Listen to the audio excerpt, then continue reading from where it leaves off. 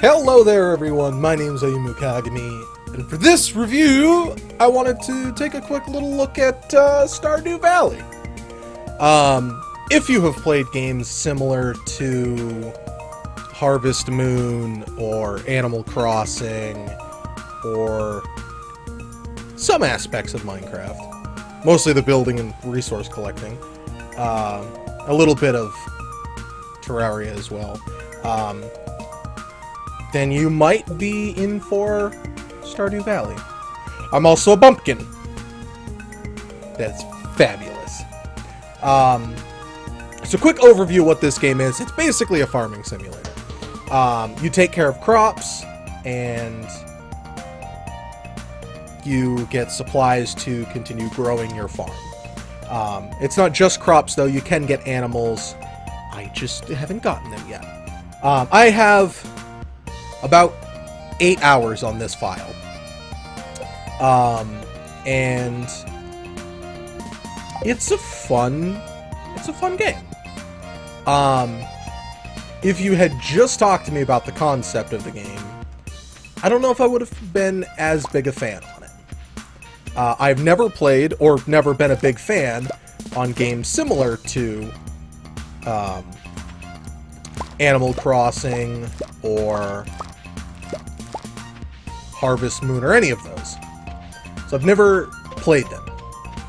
I was looking for a game that you can play, but you don't have to pay insane amounts of attention to. Well, I was talking with my friends. And then I came across this game. And surprisingly, it's hooked me in. I would play it more if not for the fact I wouldn't be able to get other things done. So with just the simplicity of it, you take care of your farm. Plants need to be watered. There are like automatic sprinklers in the game, or at least sprinklers, so less of you walking around with a water bucket, or water can, I guess I should say. And then they all have X amount of time to grow. It says for each different plant, with hot peppers, I think it's 6 days before they sprout up. And every day ends when you sleep in your bed. Little day counter right here. Or, well, I guess that's time. Also day. I believe right now I'm 10 days into summer. There are different types of crops. Some crops grow better in different seasons.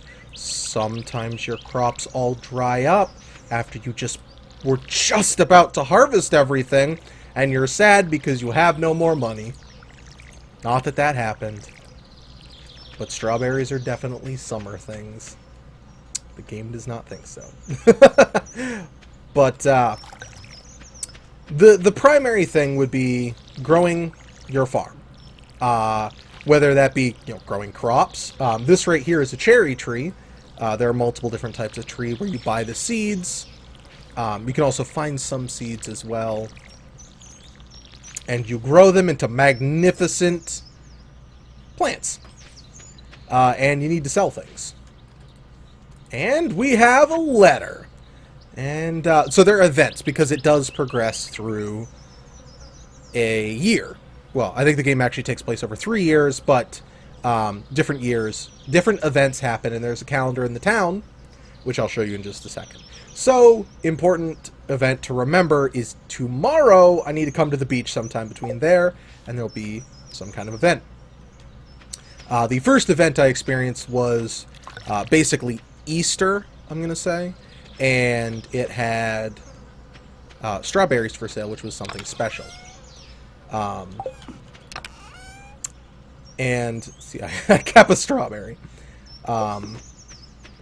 So, with the primary gameplay of it is you have your energy meter, and don't let it run out. A lot of the things you do require energy, whether it be watering the cans. That's what took out almost half my energy bar. You can always eat to get energy and health back.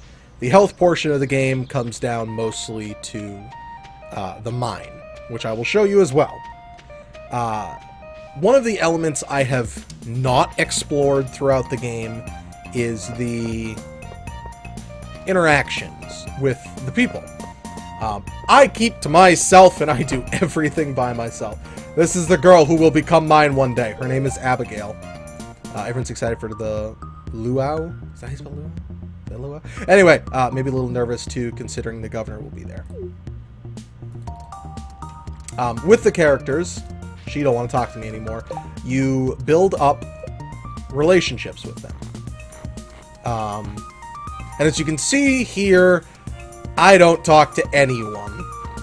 You also have to see if they're single or not if you want to date them. Shit. Oh, yeah.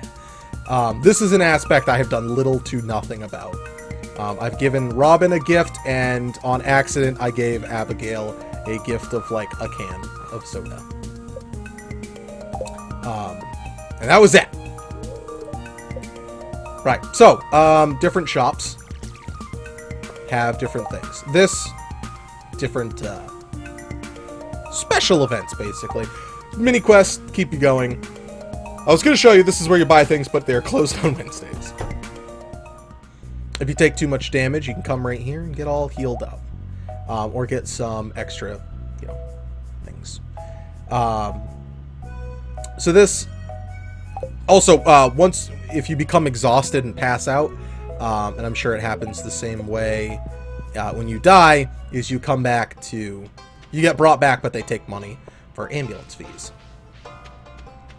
So the town is fairly expansive, with probably 10 plus houses in it. There's also the beach down here, and a blacksmith shop, and a, what do I call this, a library over here, which is where all your artifacts are taken. So there are geodes, I think is what they're called. You bring here, and for a small fee, he'll break them open for you. And you can get whatever is inside the geode, even if it's, you know, crap. So it has a bit of a randomized element to it. So by talking with people and giving them gifts, you get closer to them as people. Also Jojo Cola, but nobody likes this place, so we're not going to go in there. You could also buy some things there. So the explorative element in it is a little bit less than in other games. There are probably 3 primary ways you can make money. As I said earlier about farming, there's also fishing. And with the fishing in this game, it is my least favorite fishing in any type of game. The way it works is each cast will cost you some of your energy. It'll cost me 8. That's not the biggest issue. It's when it comes to the actual proper fishing. It'll pop up, and if we catch anything... Okay, well that's a bad example, but it pops up and there's a bar. The fish moves like up and down, and you have to click to keep the fish in place.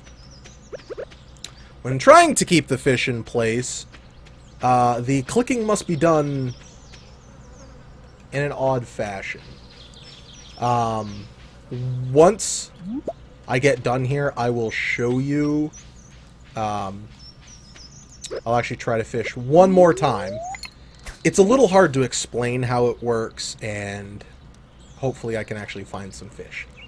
Different areas contain different fish. If I went down to the beach, I'd probably be able to find fish almost immediately. So you can get junky things or just smaller things. With this one, it's pretty much just drink it, and we'll get some energy back.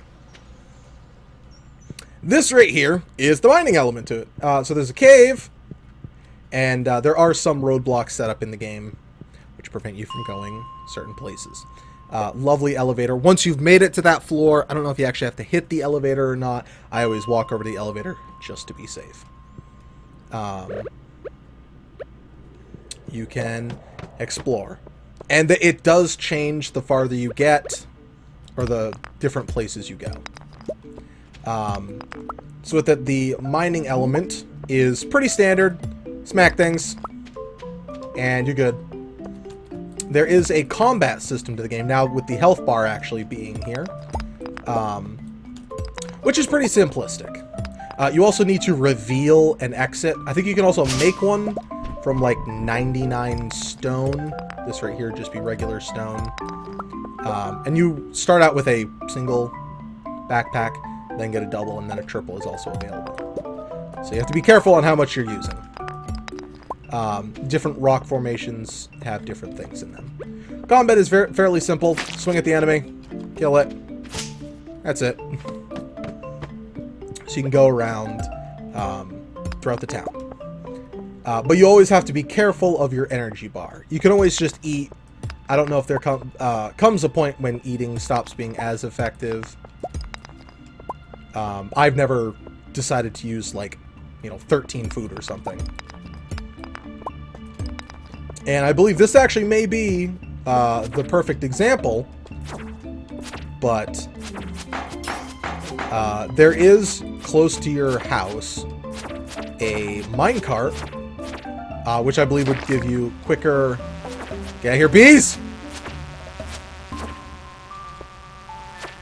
This is actually an enemy I have not seen before, because I have not ventured very far into the mines. And with that, this may become accessible. I might have to build something for it. With the abilities I showed you earlier, by doing said things, you level them up. So by smacking all these sweet rocks, I'm leveling it up.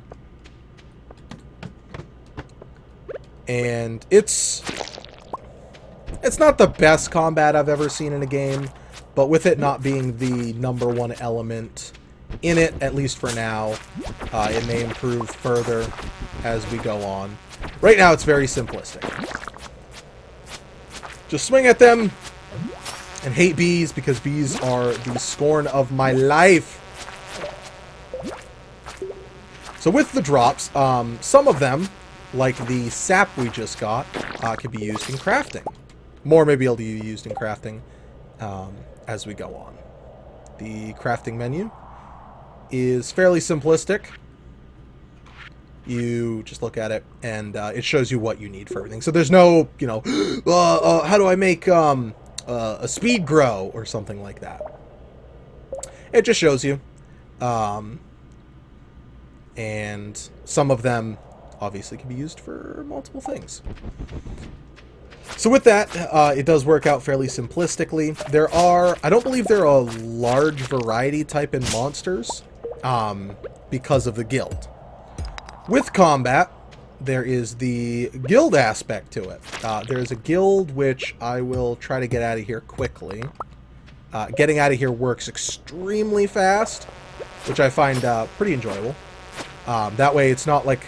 Because I don't like having to pay fees to hospitals. So you just go to your most recent exit. Just smash that down. And you leave the mine or do nothing. You can't go back up a floor. You just flat out leave it.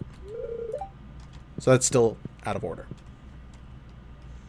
And I'm basically going to show you the full day of a, Stardew day. One of the more important things is... I'm actually not going to show you the guild because I'm pretty sure it's closed right now. Which is the only reason I'm not going to show it to you. They have upgrades for your tools. They have upgrades for your weapon and armor. Armor being right here. Armor or just equipment, depending on what you want to call it. And then you go to the blacksmith for upgrades on the tools. And probably someone else for the fishing pole. I don't know. This is the starting fishing pole. And then, also on the watering can as well at the blacksmith. Once you've seen enough things, you go back home. Or whenever your energy starts to drop too low, you need to go home, take a nap. I'm going to go down here because I know there is a... I actually think I can fish here. Shoot. I definitely want to be able to show you the fishing. But you don't want to have your full bar go down to nothing. Because then if you see something quickly that you want, you can't do anything about it.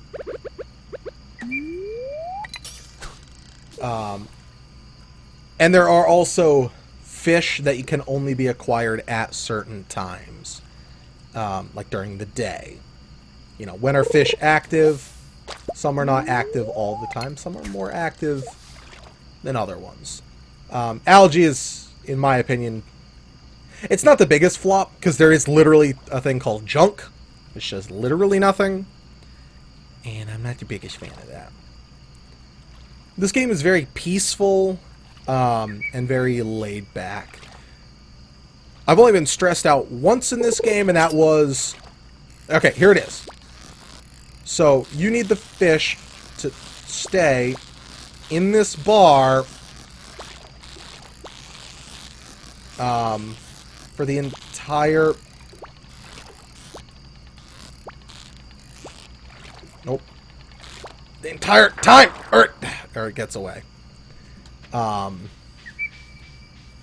And you click down to move it up, let go. I haven't gotten the handle of it.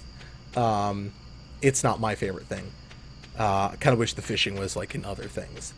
Almost like it more timed, but I feel almost as if like mass clicking works better sometimes. So once you finish your day, you can always hang on to your food. This right here is where you sell. Well, it doesn't have to be food, but where you sell things. For today, we're going to sell everything we got. Except for the stone. We'll sell the stone. Not the copper, though. With copper, as I should have kept some coal, you can use it to turn them into bars. Bars are used for different buildings, structures, or upgrading your weapons. Such as... And the game does pause. Right here. It does actually tell you when it's paused. So, time does not move forward. But, like, this needs copper bars. So, I can't make a tapper yet. Well, actually, I can make a tapper. I do have the bars. I don't know what a tapper is, though. I think it's for syrup, actually. That's silly. We actually kind of have a big syrup thing where I live. Chests are fairly simplistic to make. Not a big deal. Now, I've gone here, sold things, and you do... There is an element of design where you can build multiple things, move them around. So you go to bed.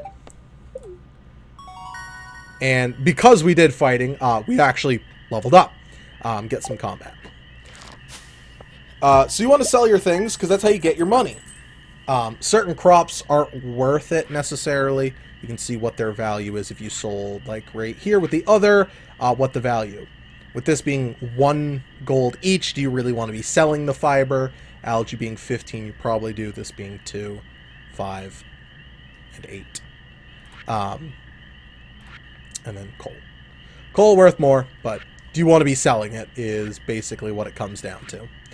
The star is the quality of it. Silver and gold star. I haven't seen anything higher than that. But it's like the quality of the product. A chance. Add it.